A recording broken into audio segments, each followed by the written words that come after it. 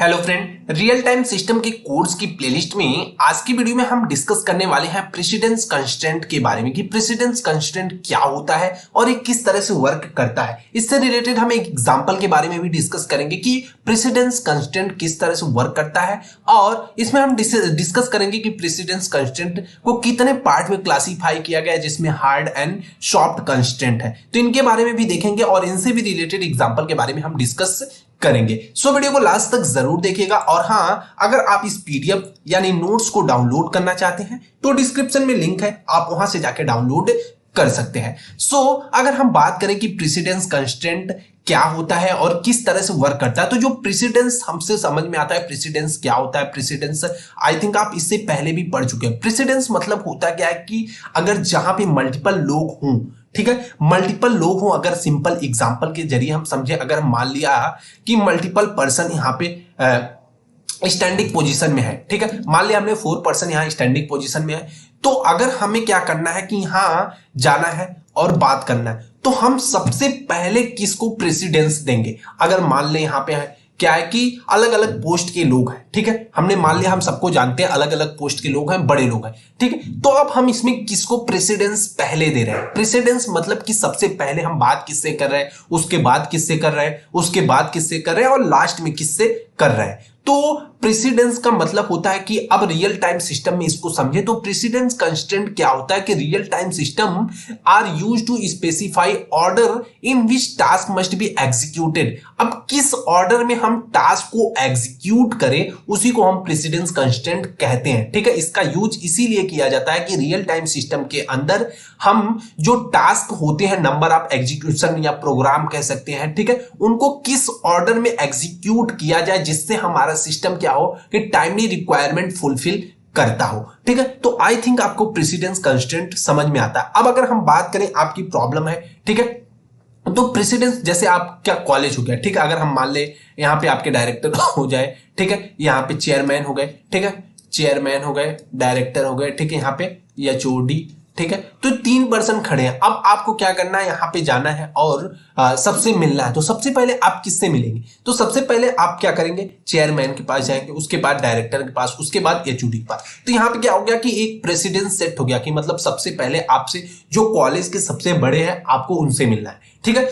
तो यहाँ पे क्या है कि प्रेसिडेंस सेट है। तो उसी तरह रियल टाइम सिस्टम के अंदर हम टास्क को डिफाइन करते हैं, टास्क किसकी प्रायोरिटी ज्यादा होगी, किसकी कम होगी, तो उस चीज पे डिपेंड करता है। अब प्रेसिडेंस कांस्टेंट किस तरह से वर्क करता है, इसको रिप्रेजेंट करने के लिए हम क्या करते हैं, डायरेक्टेड एसाइक्लिक ग्राफ का यूज करते हैं, जिसको शॉर्ट फॉर्म में डैक्स बोलते हैं, यानी डीएजी बोलते हैं, यानी directed acyclic graph. Where node represent, जहां पे नोड क्या करता है, रिप्रेजेंट करता है टास्क को, और एज क्या रिप्रेजेंट करता है कि ऑर्डर, यानी कौन सा टास्क कैसे एग्जीक्यूट होगा। सबसे पहले अगर हम बात कर ले कि अगर डैग ग्राफ की बात कर ले, तो डैग ग्राफ के अंदर अगर हमने मान लिया ए कोई टास्क है, ठीक है, अब यहां पे हमने मान लिया कोई टास्क बी है, यहां पे हमने मान लिया कोई टास्क सी है। अब हम इनमें डिफाइन करें कि किस तरह से ए वर्क करेगा। अब हमने मान लिया सबसे पहले क्या होता है कि यहां से हम चलते हैं टास्क सी, सबसे पहले टास्क सी एग्जीक्यूट होगा, उसके बाद टास्क बी एग्जीक्यूट होगा, उसके बाद टास्क ए एग्जीक्यूट होगा। अब अगर हम मान लें यहीं पे हमारा टास्क डी है, तो हम क्या कर सकते हैं, ऐसे भी शो कर सकते हैं, मतलब कि बी के बाद या तो हम ए को एग्जीक्यूट करें या तो डी को करें, ये दोनों क्या है, सेम पोजीशन पे है। तो ऐसा भी होता है कि हम बी को या एग्जीक्यूट करें या डी को, ए को एग्जीक्यूट करें या डी को करें, मतलब बी पहले तो सी एग्जीक्यूट होगा पहले नंबर पे, दूसरे पे बी होगा, अब तीसरे पे ए भी हो सकता है, डी भी हो सकता है। अगर डी पहले होगा तो ये चौथे नंबर पे आ जाएगा, और अगर ए तीसरे पे होगा तो डी क्या होगा, चौथे नंबर पे हो जाएगा। तो ये प्रेसिडेंस कॉन्स्टेंट होता है, कंस्ट्रेंट होता है, किस तरह से वर्किंग करेगा। अब अगर हम बात करें, इनको 2 पार्ट में क्लासीफाई किया गया है, एक हार्ड कॉन्स्टेंट हो गया, दूसरा क्या हो गया, सॉफ्ट कॉन्स्टेंट हो गया। तो हार्ड और सॉफ्ट कॉन्स्टेंट के बारे में देखते हैं। हार्ड कॉन्स्टेंट क्या करता है कि यहाँ पे जो कॉन्स्टेंट होता है must be made for the system operate correctly. कह रहा है कि जो भी सिस्टम होता है ऑपरेट होना चाहिए, मस्ट होना, सबसे पहले तो मस्ट होना चाहिए कि सिस्टम में जो प्रेसिडेंस हो पहले से डिफाइन हो और ऑपरेट हो करेक्टली, मतलब जो ऑर्डर दे रखा है। अगर हमने मान लिया हमने ऑर्डर सेट कर रखा है, सबसे पहले ए एग्जीक्यूट होगा, फिर बी एग्जीक्यूट होगा, ठीक है, फिर सी एग्जीक्यूट होगा, एक ऑर्डर में एग्जीक्यूट होंगे। तो इस ऑर्डर को फॉलो करना है हार्ड कंस्ट्रेंट के अंदर। फॉर एग्जांपल अगर हम यहां पे बात कर ले, कोई टास्क ए है जो प्रोड्यूस करता है डेटा को, ठीक है, नीड टू बी इनपुट, उसको एक नीड है किसी भी इनपुट की टू टास्क बी, ठीक है। तो अब कह रहा है कि then task A must be completed before task B can start, ठीक है। तो अब क्या करेगा कि मस्ट बी क्या है कि यहां पे कह रहा है कि if task A produce data that needed to input to task B, then task A must be completed before task B can started. मतलब क्या कर रहा है कि अगर कोई प्रोग्राम, कोई टास्क ए है जो एग्जीक्यूट हो रहा है और उसको नीड पड़ गई किसी इनपुट डेटा की, और उस इनपुट डेटा कहां से उसको मिलेगा, टास्क बी से मिलेगा, ठीक है। तब क्या होगा कि इस बिफोर क्या होगा कि बाद में जो भी टास्क ए है कंप्लीट होने से पहले task B can be start, मतलब टास्क बी को हम स्टार्ट करेंगे, टास्क बी एग्जीक्यूट होगा, उसके बाद हम टास्क ए को एग्जीक्यूशन करेंगे। अब सॉफ्ट कंस्ट्रेंट में क्या होता है, कांस्टेंट में, अब यहां पे क्या होता है कि जो भी ऑर्डर होता है इसमें कोई फिक्स नहीं होता, या कह सकते हैं आप रिलैक्स कर सकते हैं, मतलब इस समय नेसेसरी नहीं होता है, ठीक है। आप चाहें तो ऑर्डर को सेट, जो भी ऑर्डर यहां पे दे रखा उस ऑर्डर को फॉलो नहीं कर सकते। अब जैसे यहां पे टास्क बी कैन स्टार्ट हो गया, कह रहा है कि if task C can start as soon the task A, ठीक है। अगर टास्क सी स्टार्ट होता है, ठीक है, सी, तो जो टास्क ए है is completed, task A completed है, but it is not critical that task start immediately after the task A. ऐसा नहीं है कि जब टास्क ए कंप्लीट हो जाए तभी टास्क सी कंप्लीट होगा, एग्जीक्यूट होगा, ऐसा बिल्कुल भी नहीं है। यहां पे क्या हो सकता है कि टास्क ए को हम होल्ड पे रख के सबसे पहले टास्क सी को एग्जीक्यूट करा सकते हैं, ये सॉफ्ट कंस्ट्रेंट हो गया। लेकिन यहां पे क्या होता है कि ऐसा नहीं होता, जो ऑपरेट होता है वो करेक्टली ऑपरेट करना पड़ता है। यहां पे क्या करता है, हम ऑर्डर को चेंज कर सकते हैं, ठीक है। तो आई थिंक आपको समझ में आया होगा। अब आगे हम बात करते हैं ओवरऑल जो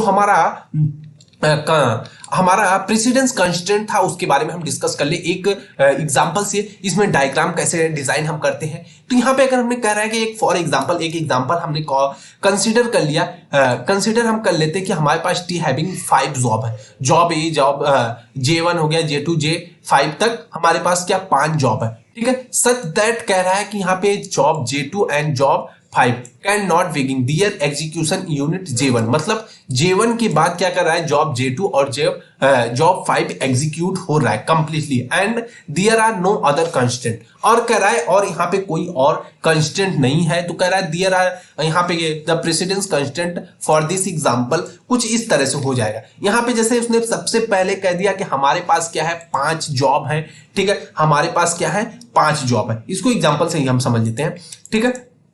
तो हाँ, यहाँ पे कह रहा है कि हमारे पास 5 जॉब है, तो हमने यहाँ पे डिफाइन कर लिया, जॉब 1 हो गया, ठीक है, जॉब 2 हो गया, और जॉब 3 यहाँ पे हो गया, जॉब 4 यहाँ पे हो गया, जॉब 5 यहाँ पे हो गया। अब कह रहा है कि जो जॉब हमारा था, यहाँ पे कह रहा है कि जो job such that the job J2 and J5 क्या है, cannot begin their execution until J1 complete, ठीक है। पहले J1 कंप्लीट होगा, उसके बाद J2 एंड J5 होगा, और कह रहा है कि यहाँ there are no other constant, मतलब और कोई कंस्टेंट नहीं है।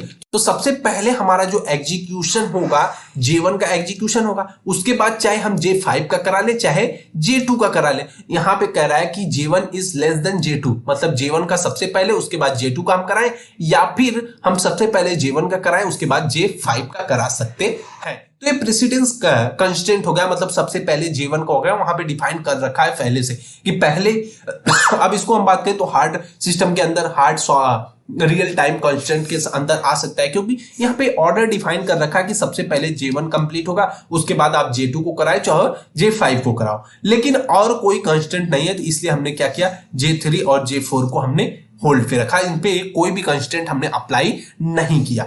तो इस तरह से वर्किंग करता है। अब मान लो अगर एक अदर एग्जांपल हम देख ले, कह रहा है कि consider another example where is a जो भी precedence graph is given and have to find the precedence constant. अब कह रहा है कि यहाँ पे हमको ग्राफ दे रखा है, हमें प्रेसिडेंस कांस्टेंट फाइंड करना है, तो हम किस तरह से फाइंड आउट करते हैं। अब यहाँ पे अगर हम बात करें, सबसे पहले हम देख रहे हैं कि जो भी इसमें हमने डिस्कस किया था, जो भी हमारी नोड होती है वो जॉब या कह सकते हैं टास्क को डिफाइन करती हैं, और जो हमारे यहाँ पे एज होती है, एज क्या डिफाइन करती है, प्रेसिडेंस कंस्टेंट को, मतलब प्रेसिडेंस को डिफाइन करने का काम करती हैं कि प्रेसिडेंस क्या होने वाला। तो सबसे पहले हम देख रहे हैं कि जो एरो स्टार्ट हो रही है J1 से स्टार्ट हो रही है, तो मतलब टास्क जो J1 हो सबसे पहले एग्जीक्यूट होगा, उसके बाद टास्क J2 एग्जीक्यूट होगा। तो यानी हम यहाँ पे पहली पॉइंट शो कर सकते हैं J1 is less than J2। उसके बाद J2 के बाद हम क्या कर रहे हैं, J2 से हम देख रहे हैं J3 पे हम जा रहे हैं और J2 से J4 पे भी हम जा रहे हैं। तो यानी J2 is less than J3 हो जाएगा और J2 is less than J4। यानी सबसे पहले हम J1 को एग्जीक्यूट कराएंगे, उसके बाद J2 को एग्जीक्यूट कराएंगे। अब J2 के बाद हम या तो J4 को एग्जीक्यूट करा सकते हैं या तो J3 को एग्जीक्यूट करा सकते हैं, दोनों को हम एग्जीक्यूट करा सकते हैं। उसके बाद थर्ड पॉइंट, अगर हम मान लो J2 को एग्जीक्यूट कराते हैं तो लास्ट में J4 को करा लेंगे, या अदरवाइज अगर हम J3 को एग्जीक्यूट कराते हैं J2 के बाद तो J3 के बाद हम किसको एग्जीक्यूट कराएंगे, J4 को एग्जीक्यूट कराएंगे। तो J3 इज लेस देन क्या हो गया, J4। तो इस तरह से अगर कोई आपको डायग्राम दे रखा है, उसके अंदर प्रेसिडेंस कंस्ट्रेंट फाइंड करने को कहता है, तो आप इस तरह से फाइंड आउट कर सकते हैं। या फिर आपको हो सकता है एग्जांपल के अंदर ये सारी चीजें दे रखा हो और कह दे कि प्रेसिडेंस कंस्ट्रेंट को डिजाइन करो, तो आप इसके हेल्प से डिजाइन कर सकते हैं। जैसे यहाँ पे देखिए सबसे पहले नंबर पे क्या है, J1, तो हमने यहाँ J1 पे बनाया, J1 से हम क्या किए, J2 के पास चले गए, ठीक है। उसके बाद कह रहा है J2 से हम J3 जा सकते हैं, यहाँ हमने बना लिया J3 है,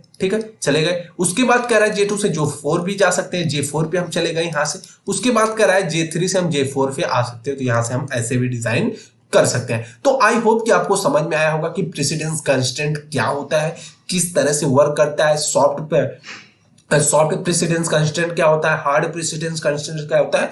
तो आई थिंक आपको ये सारी चीजें समझ में आई होंगे। सो फ्रेंड, आज के वीडियो में बस इतना ही। अगर आप इस पीडीएफ को डाउनलोड करना चाहते हैं, यानी इस नोट्स को डाउनलोड करना चाहते हैं, तो डिस्क्रिप्शन में लिंक है, आप वहां से जाके डाउनलोड कर सकते हैं। Thanks for watching the video. Thank you, bye bye guys.